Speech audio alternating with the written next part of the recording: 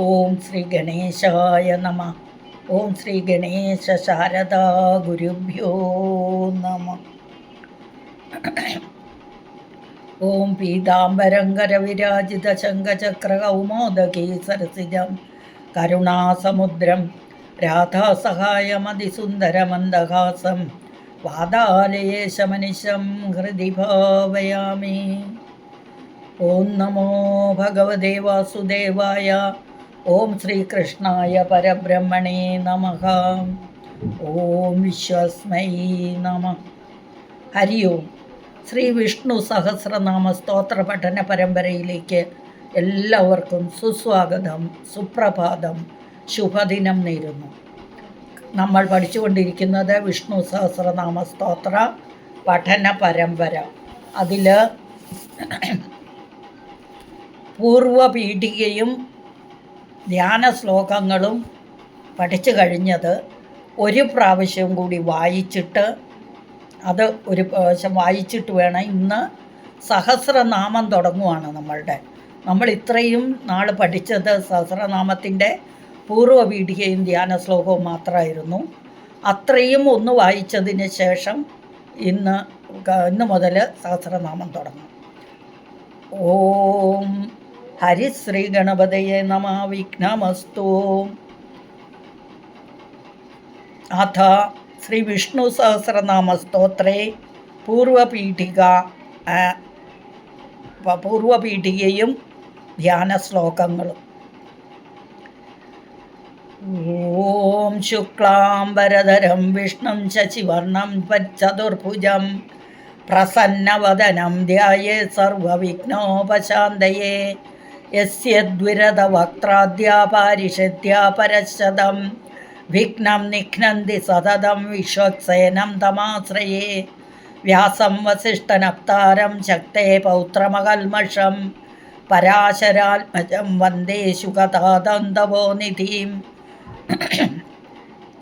വ്യാസായ വിഷ്ണുരൂപായ വ്യാസരൂപായ വിഷ്ണവേ നമോ Y ബ്രഹ്മനിധയേ വാസിഷ്ഠായ നമോ നമഃ.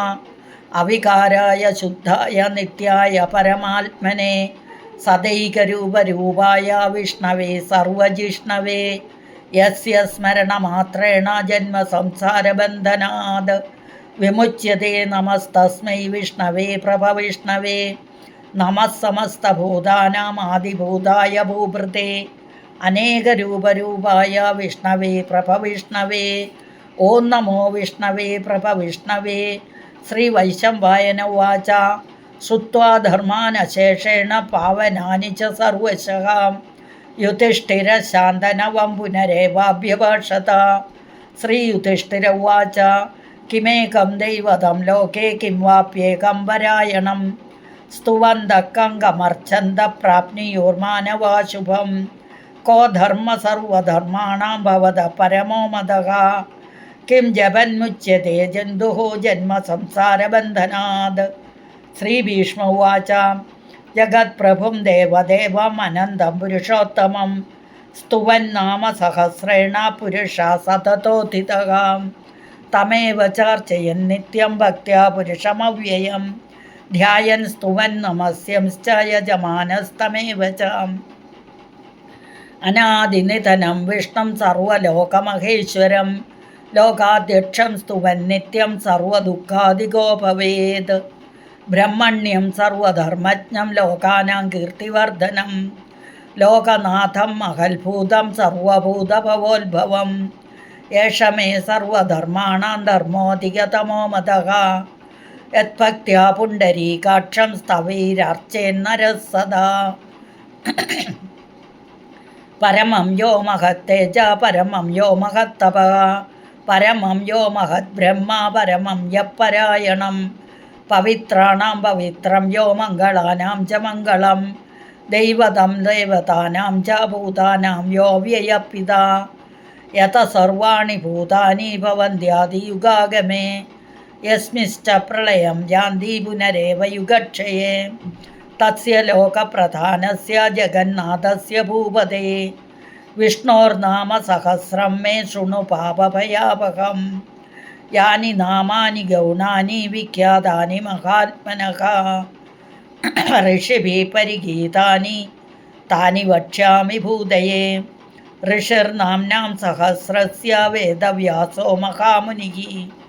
ഛന്ദോനുഷ്ഠുഃ തഥാ ദേവോ ഭഗവാൻ ദേവകീസുതാം.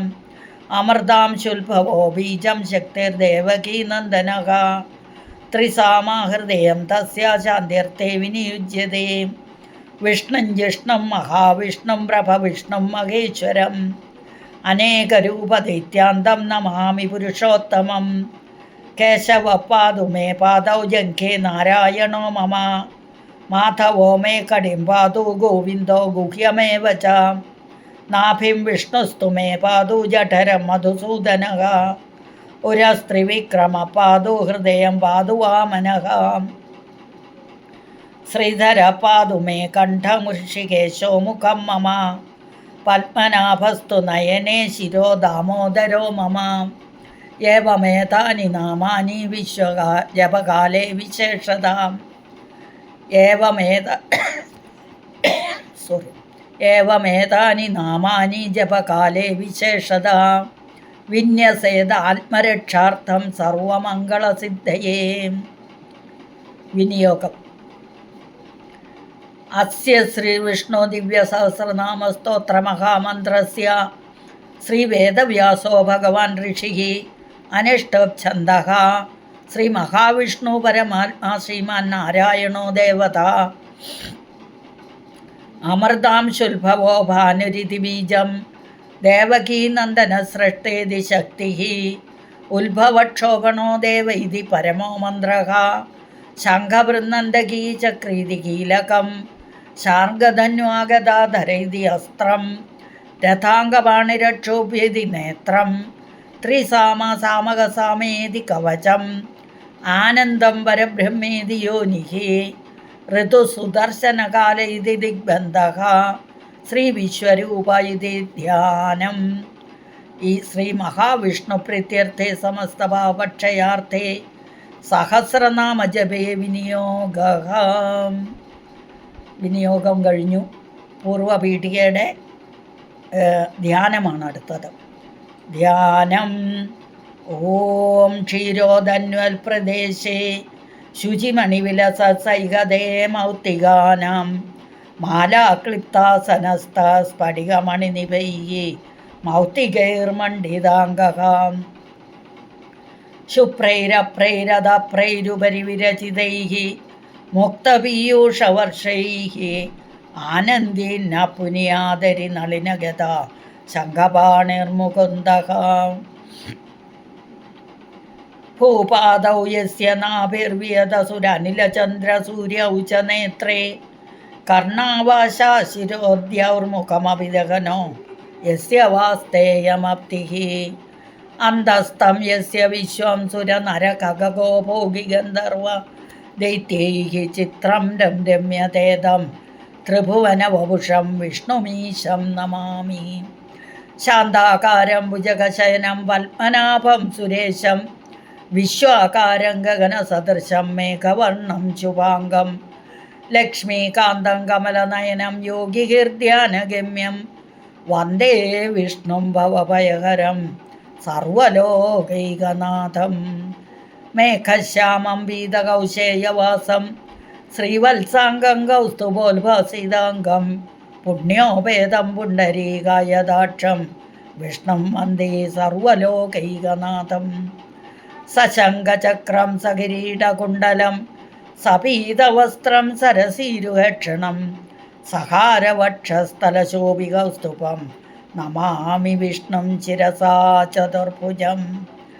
ഛായായാം പാരിജാതസ്യ ഹേമസിംഹാസനോപരി ആസീനമംബുദശ്യാമം ആയതാക്ഷമലങ്കൃതം ചന്ദ്രാനനം ചതുർബാഹും ശ്രീവത്സാങ്കിതവക്ഷസം രുക്മിണീ സത്യഭാമാഭ്യാം സഹിതം കൃഷ്ണമാശ്രയേ.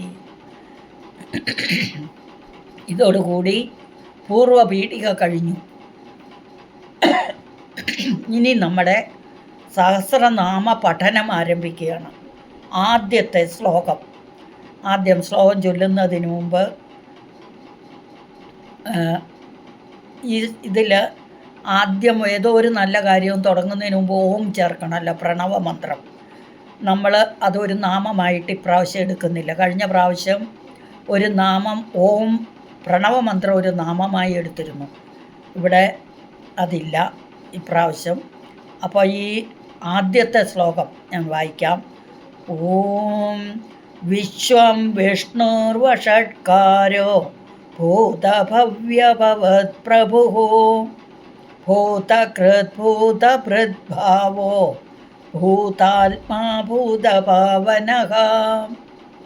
ഇതാണ് ശ്ലോകം. ഒരിക്കൽ കൂടി ഓം നമോ ഭഗവതേ വാസുദേവായ. ഓം വിശ്വസ്മൈ നമഃ. ഓം ഹരിശ്രീ ഗണപതയെ നമഃ. വിഘ്നമസ്തു. ആദ്യത്തെ ശ്ലോകം ഒന്നും കൂടി വായിക്കാം. വിശ്വം വിഷ്ണുർവഷട്കാരോ ഭൂതഭവ്യഭവത് പ്രഭുഃ ഭൂതകൃദ്ഭൂതഭൃദ്ഭാവോ ഭൂതാത്മാ ഭൂതഭാവനഃ. ഇവിടെ 9 ശ്ലോകം, 9 നാമങ്ങളാണുള്ളത്. വലിയ വലിയ നാമമാണ്, 9 നാമങ്ങൾ. അതിൽ ആദ്യത്തെ നാമമാണ് വിശ്വം, രണ്ടാമത്തെ നാമം വിഷ്ണുഹു, മൂന്നാമത്തെ നാമം വഷട്കാരഃ, നാലാമത്തെ നാമം ഭൂതഭവ്യഭവത് പ്രഭു, അഞ്ചാമത്തെ നാമം ഭൂതകൃത്, ആറാമത്തെ നാമം ഭൂതഭൃത്, ഏഴാമത്തെ നാമം ഭാവഃ, എട്ടാമത്തെ നാമം ഭൂതാത്മാ, ഒമ്പതാമത്തെ നാമം ഭൂതഭാവനഃ. ഒന്നുകൂടെ പറയാം. വിശ്വം വിഷ്ണുഹു വഷട്കാരഃ ഭൂതഭവ്യഭവത് പ്രഭുഃ ഭൂതകൃത് ഭൂതഭൃത് ഭാവഃ ഭൂതാത്മാ ഭൂതഭാവനഃ. ഇതാണ് നമ്മളുടെ നാമങ്ങൾ. അപ്പം ആദ്യത്തെ നാമം എടുക്കാം, നോക്കാം നമുക്ക്. ആദ്യത്തെ നാമം വിശ്വം എന്നതാണ്. വിശ്വം എന്ന നാമം ആദ്യം. അത് ഒന്നും കൂടി ശ്ലോകം ചൊല്ലിയിട്ട് തുടങ്ങാം നമുക്ക്.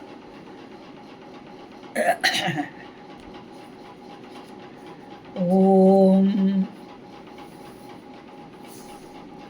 ഓം വിശ്വം വിഷ്ണുർവഷട്കാരോ ഭൂതഭവ്യഭവത് പ്രഭുഃ ഭൂതകൃദ്ഭൂതഭൃദ്ഭാവോ ഭൂതാത്മാ ഭൂതഭാവനഃ. 1 മുതൽ 9 വരെയുള്ള നാമങ്ങൾ.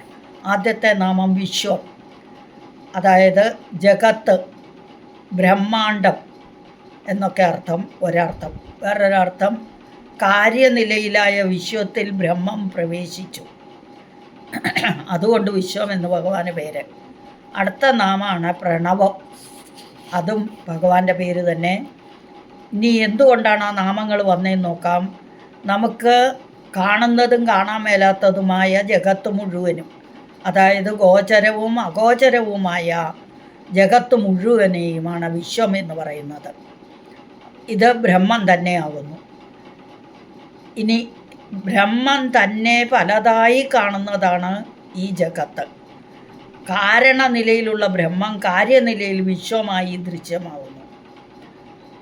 മുണ്ടകോപനിഷത്തിൽ ഈ ജഗത്ത് സർവോത്തമമായ ബ്രഹ്മം തന്നെയാകുന്നു എന്ന് സംശയാതീതമായിട്ട് പറയുന്നുണ്ട്. ബ്രഹ്മൈവേദം വിശ്വമിദം വരിഷ്ടം. മുണ്ടകോപനിഷത്തിൽ ബ്രഹ്മൈവേദം വിശ്വമിദം വരിഷ്ടം എന്ന്.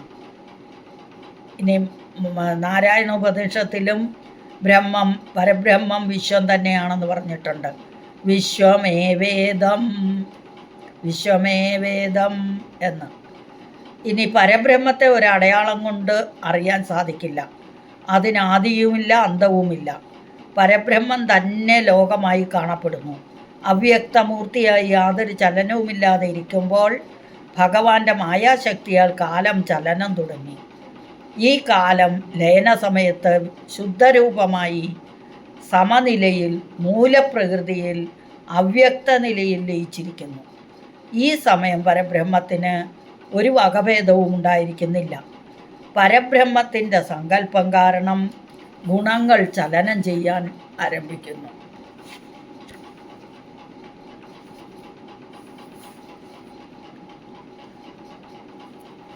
ഈ നിമിത്ത കാരണങ്ങളാൽ പരബ്രഹ്മം വിശ്വമായി ദൃശ്യമാകുന്നു. ഇനി ഭഗവത്ഗീതയിൽ എന്താ പറയുന്നതെന്ന് നോക്കാം. ഭഗവത്ഗീത 4-ാം അധ്യായത്തിൽ 6-ാമത്തെ ശ്ലോകത്തിൽ പ്രകൃതിം സ്വാമനിഷ്ഠായ സംഭവാമി ആത്മമായയാ. സ്വാമധിഷ്ഠായ, ഞാൻ തന്നെ അധിഷ്ഠാനം ചെയ്തിരിക്കുന്നു. പ്രകൃതിയും അധിഷ്ഠായ, അതായത് സൃഷ്ടി ആദ്യമേ ഉള്ളതല്ല, സൃഷ്ടി പിന്നെ നടത്തുന്നതാണ്, അല്ലേ? പ്രകൃതിയിൽ അധിഷ്ഠാനമായി സ്വമായയാൽ ഞാൻ ദൃശ്യനാകുന്നു എന്ന് ഭഗവത്ഗീത 4-ാം അധ്യായത്തിൽ 6-ാമത്തെ ശ്ലോകത്തിൽ പ്രകൃതിയും അധിഷ്ഠായ സംഭവാമി ആത്മമായയാന്ന് പറഞ്ഞ ആത്മമായ കൊണ്ട് സംഭവിക്കുന്നു എന്ന്. ഇനി വിശ്വം ബ്രഹ്മം തന്നെയാണ് എന്നതിന് ഉപനിഷത്തുകളിൽ ധാരാളം തെളിവുകളുണ്ട്. പുരുഷ ഏവേദം സർവം എന്ന് പറഞ്ഞിട്ടുണ്ട്. ഇനി കാരണനിലയിൽ ഇത് എല്ലാം പുരുഷൻ തന്നെയാണെങ്കിലും ബ്രഹ്മം കാര്യനിലയിൽ വിശ്വമാകുന്നു. കാര്യമായ വിശ്വ ശബ്ദത്തിൽ നിന്ന് കാരണം ഗ്രഹിക്കണം. ഏത് സൃഷ്ടിയിലും ഈ വിശ്വം ഒരേ നിലയിൽ തന്നെയാണ്. പ്രളയത്തിന് മുമ്പും പ്രളയകാലത്തും പിന്നീട് സൃഷ്ടിക്ക് മുമ്പ് സൃഷ്ടിസ്ഥിതിയിലും വീണ്ടും പ്രളയം വന്ന് പരബ്രഹ്മത്തിൽ ലയിച്ച നിലയിലും ഓരോ മാതിരി അതിൻ്റെ ബീജങ്ങൾ നിലനിൽക്കുന്നു. ഭാവിയിലും അപ്രകാരം തന്നെ ജീവിക്കുന്നു. ഇപ്രകാരമാണ് ഏതത് ഈദൃശം എന്ന് ഭാഗവതത്തിൽ പറഞ്ഞിരിക്കുന്നത്. അപ്പോൾ വിശ്വം എന്ന പദത്തിന് എല്ലാം എന്നും ലോകം എന്നും അർത്ഥങ്ങളുണ്ട്. പരബ്രഹ്മം താൻ സൃഷ്ടിച്ച എല്ലാ വസ്തുക്കളിലും അന്തര്യാമിയായി സ്ഥിതി ചെയ്യുന്നു. തൈത്തിരീയ ഉപനിഷത്തിൽ തത് സൃഷ്ട്വാ തദേവാനുപ്രാവശ്യത് എന്നുണ്ട്. കാര്യമായ വിശ്വത്തിൽ കാരണമായ ബ്രഹ്മം പ്രവേശിച്ചിരിക്കുന്നതിനാൽ വിശ്വം ബ്രഹ്മം തന്നെയാണ്. ഒരു സ്വർണ്ണാഭരണത്തിന് മൂലകാരണം സ്വർണ്ണമാണല്ലോ, അതുപോലെയാണ് ഇവിടെ വിശ്വത്തിൽ കാരണമായ ബ്രഹ്മം സ്ഥിതി ചെയ്യുന്നത്. ഇതിന് പുറമെ വിശ്വം കൽപ്പാവസാനത്തിൽ കാരണരൂപമായ പരബ്രഹ്മത്തിൽ ലയിക്കുന്നു. ആഭരണം ഉരുക്കുമ്പോൾ അതിൻ്റെ വ്യക്തിത്വം നഷ്ടപ്പെട്ടിട്ട് അതെന്തായിരുന്നു എന്നറിയത്തില്ല, അത് സ്വർണമായി മാറുന്നു. അതുകൊണ്ടും ഭഗവാൻ പ്രപഞ്ചം മുഴുവനും പരബ്രഹ്മമാണ്.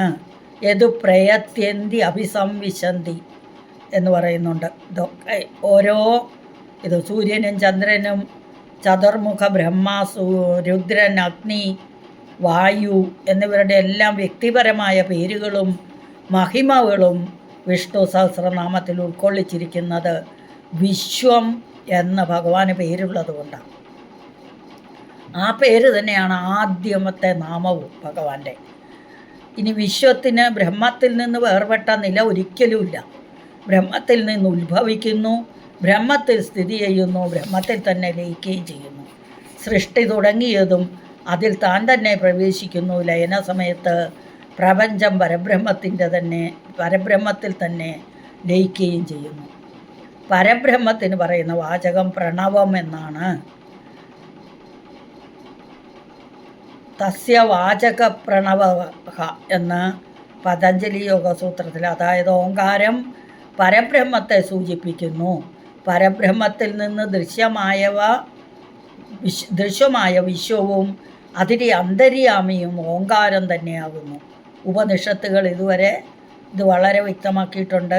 ഏതദ്വൈ സത്യകാമ പരം ച അപരം ച ബ്രഹ്മ യഥോ ഓങ്കാരഃ എന്ന പ്രശ്നത്തിൽ, അതായത് അല്ലയോ സത്യകാമ, ഓങ്കാരം പരവും അപരവുമായ ബ്രഹ്മം തന്നെയാകുന്നു എന്ന്.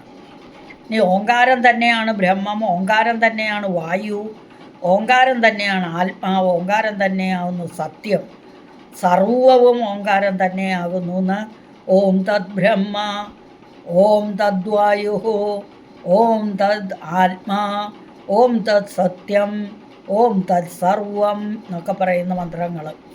കാര്യനിലയിൽ ആദ്യം ദൃശ്യമായത് ആകാശത്തിൻ്റെ ഗുണമായ ശബ്ദവും ഇത് ഓമാകുന്നു. ഈ ശബ്ദം നിത്യമാണ്. അതുകൊണ്ട് പരബ്രഹ്മത്തിനെ പറ്റി അറിവ് തരുന്ന വേദപഠനത്തിൻ്റെ ആദ്യത്തിലും മധ്യത്തിലും അവസാനിക്കുമ്പോഴും ഓം എന്നുച്ചരിക്കുന്നു. ഓങ്കാരത്തിൽ തുടങ്ങി ഓങ്കാരത്തിൽ തന്നെ അവസാനിക്കുകയും ചെയ്യുന്നു.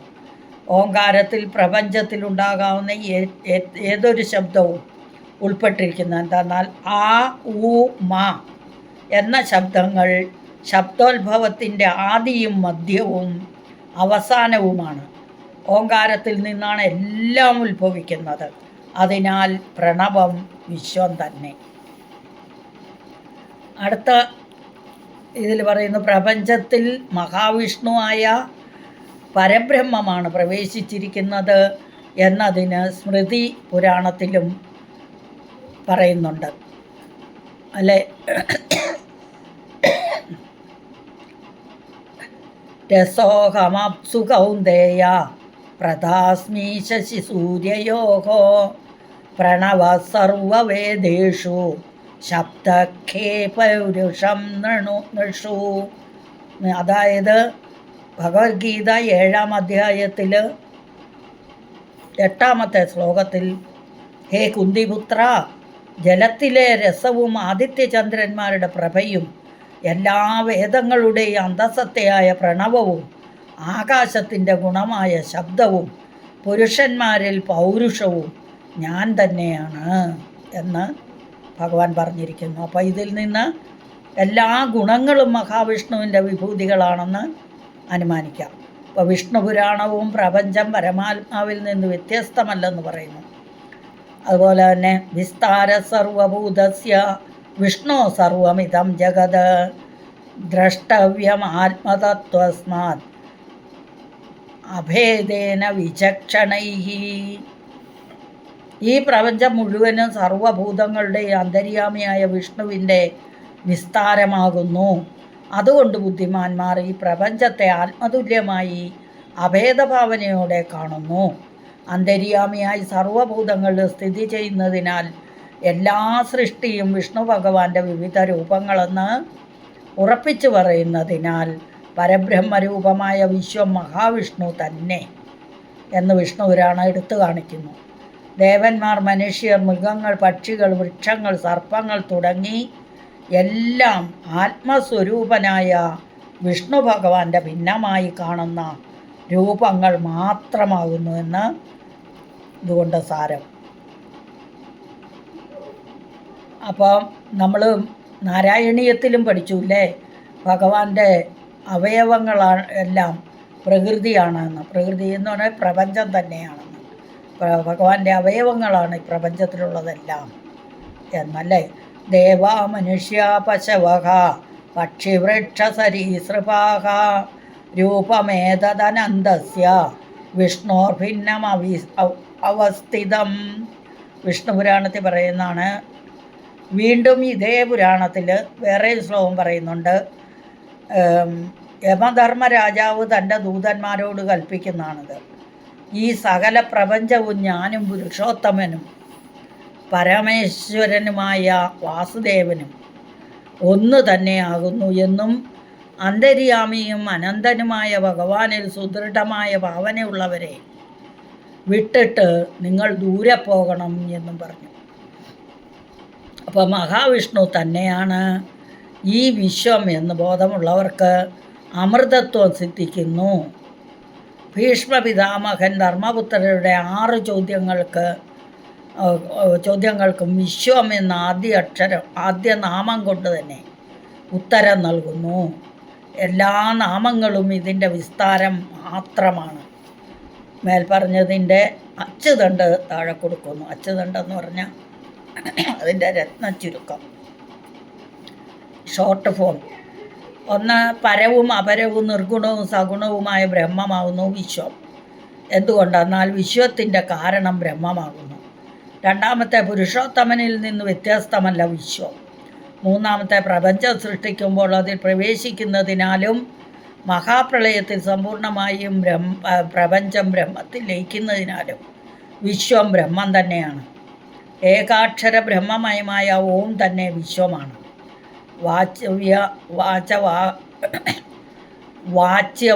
വാചകങ്ങൾക്ക് തീരെ ഭേദമില്ലാത്തതിനാൽ വിശ്വം ഓം തന്നെ. രണ്ടാമത്തെ നാമം, ഇത് ഒറ്റ നാമത്തിൻ്റെ അർത്ഥം പറഞ്ഞ ആദ്യത്തെ നാമത്തിൻ്റെ. രണ്ടാമത്തെ നാമത്തിൻ്റെ അർത്ഥം വിഷ്ണു. വിഷ്ണു എന്ന് പറഞ്ഞാൽ വ്യാപിക്കുന്നവൻ. ദേശം, കാലം, വസ്തു എന്നിവയുടെ പ്രതിബന്ധമൊന്നുമില്ലാതെ ജഗത്ത് മുഴുവൻ വ്യാപിച്ചിരിക്കുന്നത് കൊണ്ട് ഭഗവാന് വിഷ്ണു എന്നു പേര്. കാരണമായ ബ്രഹ്മം കാര്യമായ വിശ്വത്തിൽ പ്രവേശിച്ച് തൻ്റെ അപാരമായ ശക്തി അവയിൽ ചെലുത്തി കാര്യത്തെ സ്ഥിരപ്പെടുത്തി ഈ ജഗത്തിൽ യാതൊന്ന് കാണപ്പെടുകയോ കേൾക്കപ്പെടുകയോ ചെയ്യുന്നോ അവയുടെ അകത്തും പുറത്തും വ്യാപിച്ച് ശ്രീനാരായണൻ സ്ഥിതി ചെയ്യുന്നുവെന്ന് മഹാനാരായണ ഉപനിഷത്തിൽ പറയുന്നു. യച്ച കിഞ്ച ജഗത് സർവം ദൃശ്യത്തെ ശ്രൂയത്തെ പിവാം അന്തർബഹിശ്ച തത്സർവം വ്യാപ്യ നാരായണ സ്ഥിതഃ. ഇങ്ങനെ വ്യാപിക്കുന്നതിനാലാണ് വിഷ്ണു എന്ന നാമം വന്നത് എന്ന് മഹാഭാരതവും വിഷ്ണുപുരാണവും വ്യക്തമാക്കുന്നു. ഇനി മഹാഭാരതത്തിലെ ശാന്തി പർവ്വത്തിൽ വ്യാപ്തുമേം രോദസി പാർത്ഥ ക്രാന്തിശ്ച അഭ്യുകാധികാസ്ഥിത വ്യാപ്തമേ രോദസി പാർത്ഥ ക്രാന്തിശ്ചാഭ്യുകാധികാസ്ഥിത. ക്രാന്തി ചാഭ്യകാ അധികാ സ്ഥിത.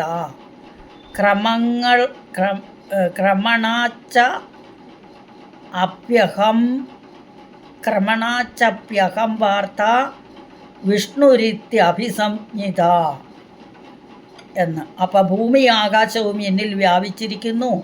ഹേ പാർത്ഥ, എൻ്റെ വിസ്താരം അനന്തമാണ്. ഈ വിസ്താരം നിമിത്തമാണ് വിഷ്ണുപുരാണം നിമിത്തമാണ് ഞാൻ വിഷ്ണു എന്ന് പറയപ്പെടുന്നത് എന്ന് പറയുന്നു. അപ്പം ഈ മഹാത്മാവിൻ്റെ ശക്തി ഈ വിശ്വം മുഴുവൻ പ്രവേശിച്ചിട്ടുണ്ട്. അതുകൊണ്ട് അദ്ദേഹത്തെ വിഷ്ണു എന്ന് പറയുന്നു. പ്രവേശിക്കുക എന്നാകുന്നു വിശ എന്ന ധാതുവിൻ്റെ അർത്ഥം വിശ്. അപ്പം വിഷ്ണുപുരാണം അങ്ങനെയാണ് പറയുന്നത്. അപ്പം യസ്മാദ്വിഷ്ടമിതം സർവം തസ്യ ശക്ത്യാ മഹാത്മനഃ തസ്മാദേവേച്യതേ വിഷ്ണു വിശേർധാതോ പ്രവേശനാത്. പരബ്രഹ്മം സങ്കല്പത്താൽ പ്രപഞ്ച സൃഷ്ടി നടത്തി ആദിത്യൻ, ചന്ദ്രൻ, നക്ഷത്രങ്ങൾ എന്നിവ അടങ്ങിയ ആകാശമണ്ഡലം, ഭൂമി എന്നിവ സർവവും അതാത് സ്ഥാനത്ത് നിർത്തുക എന്നതൊക്കെ ആവശ്യമാണ്. കാരണമായ ബ്രഹ്മം തന്നെ ഇവയിൽ പ്രവേശിച്ചതിനാൽ അവ ജ്യോതിസുകളായി തിളങ്ങുന്നു.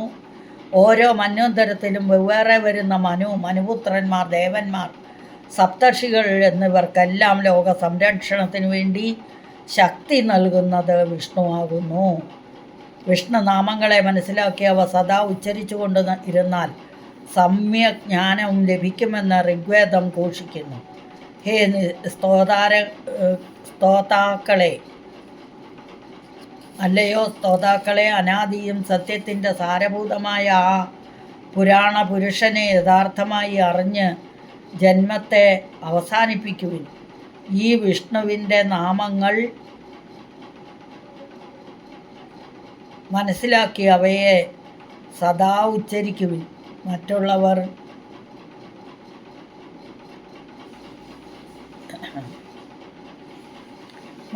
അവ ജപിച്ചാലും ഇല്ലെങ്കിലും ഞങ്ങൾ അല്ലയോ വിഷ്ണു അങ്ങയുടെ മഹത്തായ തേജസ്സിനെ ഭജിക്കുന്നു എന്ന സാരമുള്ള ഋഗ്വേദ മന്ത്രങ്ങളാണ് താഴെ കൊടുത്തിരിക്കുന്നത്. അപ്പം നമുക്ക് ആ മന്ത്രങ്ങളൊക്കെ ഇത് ചെയ്യേണ്ട കാര്യമൊന്നുമില്ല. 12ാമത്തെ ചന്ദ്രൻ, അതിഥിയുടെ മകൻ ആകുന്നു ചന്ദ്രൻ. അപ്പം അതും അതിഥിയുടെ 12ാമത്തെ മകൻ വിഷ്ണുവാണ്. മഹാബലിയുടെ ദർപ്പത്തെ ശമിപ്പിച്ച് ദേവേന്ദ്രന് സ്വർഗം വീണ്ടെടുത്തു കൊടുക്കാനായിരുന്നു ഈ അവതാരം. ആകൃതിയിൽ കുള്ളനായിരുന്നതിനാൽ വാമനനെന്നും പിന്നീട് ത്രിലോകങ്ങൾ 2 അടിയിൽ അളക്കുമെന്നായി ബഹുരൂപവും ധരിച്ചതിനാൽ ത്രിവിക്രമൻ എന്നും വിഷ്ണു അറിയപ്പെടുന്നു. അപ്പോൾ 2 പേര് ഭഗവാന് വാമൻ എന്നും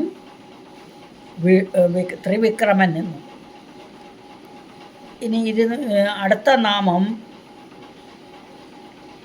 അതിനു മുമ്പ് 258 657 നാമങ്ങൾ. ഈ 2 നാമങ്ങളും വിഷ്ണു എന്നും അർത്ഥം വരുന്നതാണ്. എല്ലാറ്റിലും എവിടെയും എപ്പോഴും വ്യാപിച്ചിരിക്കുന്ന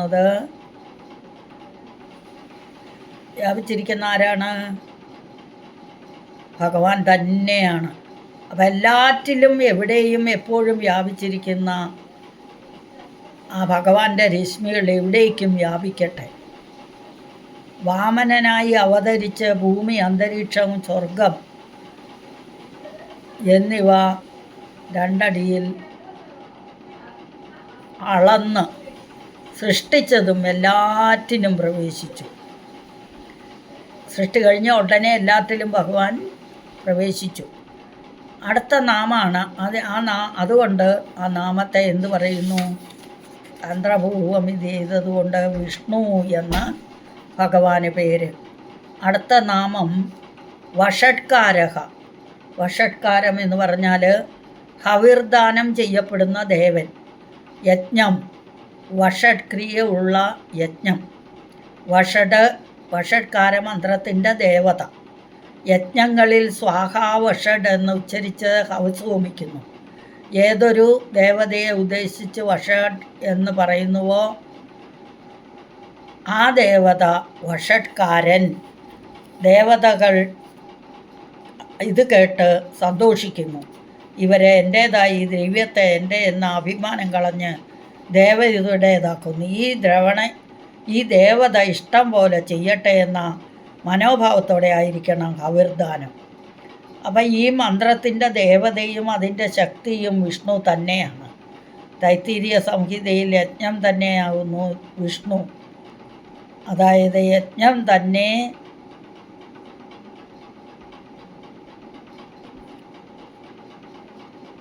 തന്നെ വഷട്കാരം എന്നർത്ഥമുള്ള മന്ത്രമുണ്ട്. അപ്പം രാജ്ഞോ വൈ വിഷ്ണുഹു, യജ്ഞോ വൈ വിഷ്ണുഹു എന്ന് പറഞ്ഞാൽ ഏത് ദേവതയെ ഉദ്ദേശിച്ച് സ്വാഹാ വഷഡ് എന്ന് ഉച്ചരിക്കുന്നുവോ ഹോമിക്കുന്നുവോ ഭഗവാൻ തന്നെ യജ്ഞരൂപിയായി അത് സ്വീകരിക്കുന്നു.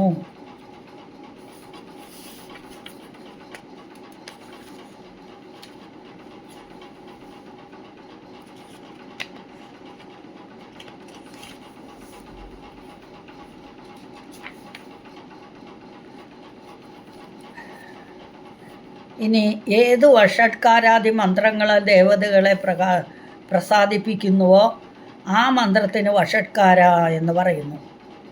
അപ്പോൾ ഒരു മന്ത്രരൂപം തന്നെയാണ് മഹാവിഷ്ണു. ഇനി വിസ്മൃതിയിൽ 4 4 2 5 വീതം 2 അക്ഷരങ്ങളെ കൊണ്ട് യാതൊരു ഭഗവാനെ യജിക്കുന്നുവോ ആ വിഷ്ണു ഭഗവാൻ എന്നിൽ പ്രസന്നനായി തീരട്ടെ എന്നർത്ഥമുള്ള മന്ത്രമുണ്ട്. 4 അക്ഷര മന്ത്രം.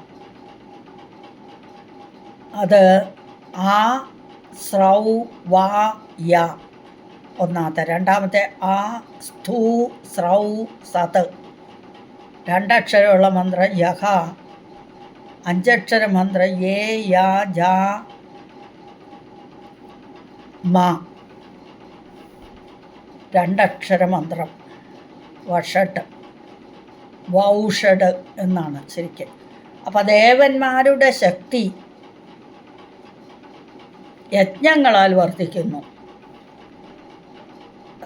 വിഷ്ണു സ്മൃതിയിൽ പറഞ്ഞ ചതുർഭിശ്ച ദ്വാഭ്യാം പഞ്ചഭിരേവ ച ഹൂയതേഖ ഹൂയത്തെ ച പുനർദ്വാഭ്യാം സമേ വിഷ്ണു പ്രസീദതു.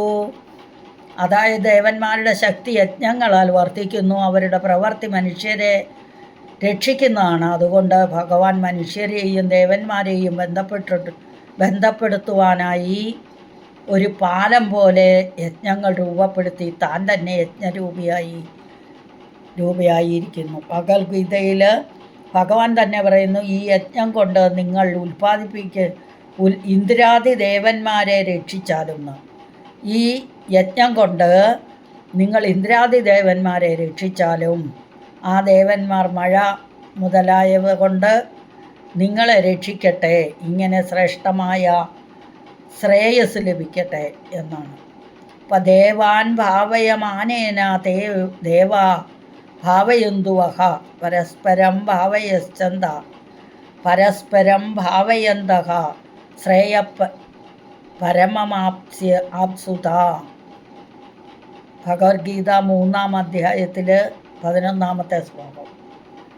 അതുകൊണ്ട് ഭഗവാൻ വഷട്കാര രൂപത്തിൽ യജ്ഞങ്ങളിൽ സ്ഥിതി ചെയ്യുന്നു. അടുത്ത നാമം ഭൂതഭവ്യ ഭവത് പ്രഭു. കഴിഞ്ഞുപോയ കാലത്തിൻ്റെയും വരുവാൻ പോകുന്നതിൻ്റെയും ഇപ്പോൾ നടന്നുകൊണ്ടിരിക്കുന്നതിൻ്റെയും ഈശനാണ് ഭഗവാൻ. ഭൂതകാലത്തിൻ്റെയും ഭാവിയുടെയും നിയന്താവ് ആണ് ഭഗവാൻ. ഇനി ഈശാനാം ഭൂതഭവ്യസ്യ എന്നുമുണ്ട്. അപ്പോൾ ഇന്നലെ സംഭവങ്ങൾ കാലയവനികയിൽ മറഞ്ഞു, ഇനി അവ അതേപോലെ വരികയില്ല. സൃഷ്ടിയിൽ എങ്ങനെ ഒന്നുമാതിരി മറ്റൊന്നില്ലയോ അതുപോലെ സംഭവങ്ങൾക്ക് സാദൃശ്യമുണ്ടെങ്കിലും അതേമാതിരി ആവർത്തിക്കുന്നില്ല. വരുണൻ പോകേണ്ടത്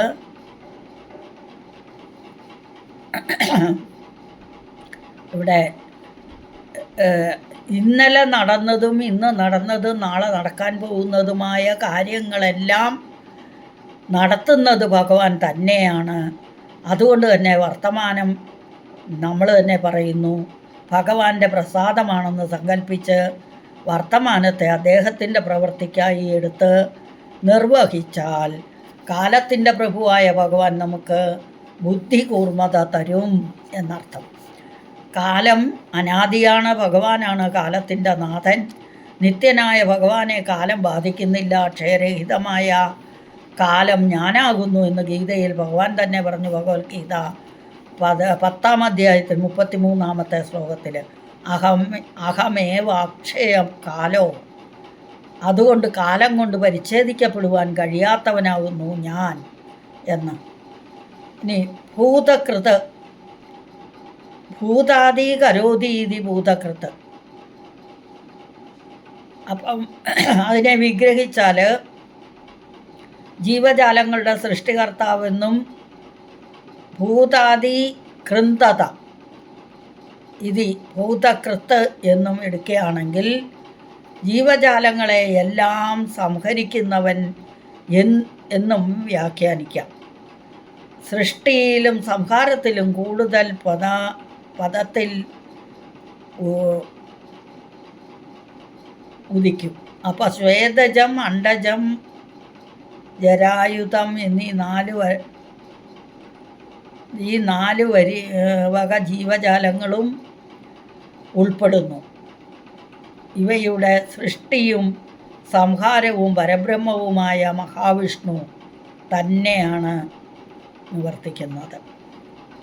അപ്പം മഹാവിഷ്ണു ഗുണവാത്മാവായി ചതുർമുഖന് ജന്മം കൊടുത്ത് സൃഷ്ടികർത്തം നടത്തുന്നു. അവനെല്ലാം ചെയ്തവനാകുന്നു, അവൻ എല്ലാറ്റിൻ്റെയും കർത്താവാകുന്നു എന്ന ശ്രുതി വാക്യപ്രകാരം പരബ്രഹ്മം തന്നെയാണ് വാസുദേവനായിട്ട് എല്ലാം നിർവഹിക്കുന്നത്. തമോ ഗുണപ്രധാനനായ എൻ്റെ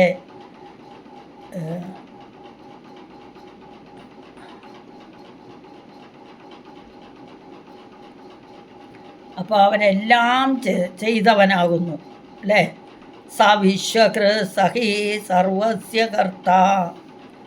അവനെല്ലാം ചെയ്യുകയും ചെയ്യുന്നു, എല്ലാം ചെയ്യിക്കുകയും ചെയ്യുന്നു, എല്ലാറ്റിൻ്റെയും കർത്താവാകുന്നു.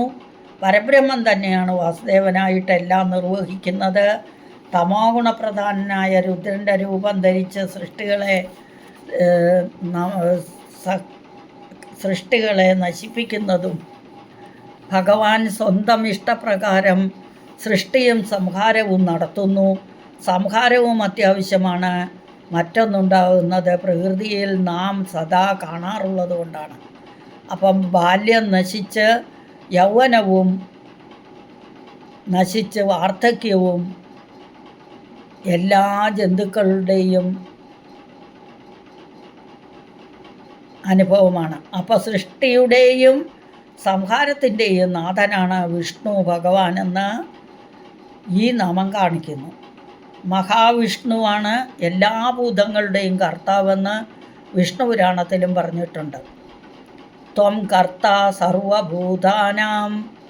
അങ്ങനെ പറഞ്ഞാൽ വ്യക്തിപരമായി ഇതിനെ നോക്കിയാൽ ഓരോ ജീവജാലത്തിൻ്റെയും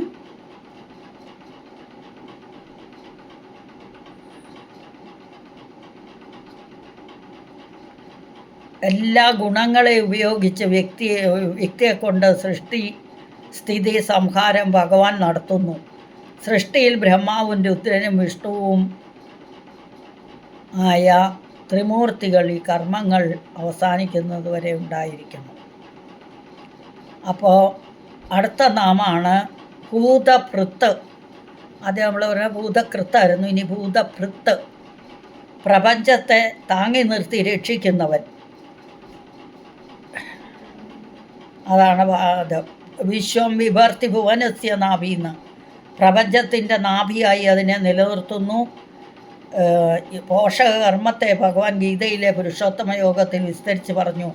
യഥാദിത്യഗതം തേജോ ജഗൽഭാസയതേ അഖിലം ചന്ദ്രമസി യശ്ചാഗ്നൗ തത്തേജോ വിദ്ധിമാമകം. ഭഗവാൻ തൻ്റെ ഓജസ് കൊണ്ട് ഭൂമിയിൽ പ്രവേശിച്ച് സകല ചരാചരങ്ങളെയും ധരിച്ചുകൊണ്ടിരിക്കുന്നു. ചന്ദ്രനിലെ രസമായി എല്ലാ ഔഷധികളെയും പോഷിപ്പിക്കുന്നു എന്നൊക്കെ പറഞ്ഞു. അപ്പോൾ ഭഗവാൻ തന്നെ ഗാമാവിശ്യച ഭൂതാനി ധാരയാമ്യകമോജസ പുഷ്ണാമി ചൗഷധി സർവ സോമോ ഭൂത്വ രസാത്മക. ഭഗവത്ഗീത 15-ാം അധ്യായത്തിൽ 13-ാമത്തെ ശ്ലോകം. ഭഗവാൻ തന്നെ ജഠരാഗ്നിയായി ആഹാരത്തെ ദഹിപ്പിച്ച് പോഷകാംശമാക്കി ജീവജാലങ്ങളെ നിലനിർത്തുന്നു. ബ്രഹ്മാവും ഹരനും ഹരിയും മഹാവിഷ്ണു തന്നെയാണ്. ഓരോ പ്രവൃത്തികൾ നടത്തുന്നവർ വിവിധ രൂപങ്ങൾ എടുക്കുന്നു, അത്രമാത്രം. അടുത്ത നാമം ഭാവഹ. 7-ാമത്തെ നാമം ഭാവഹ.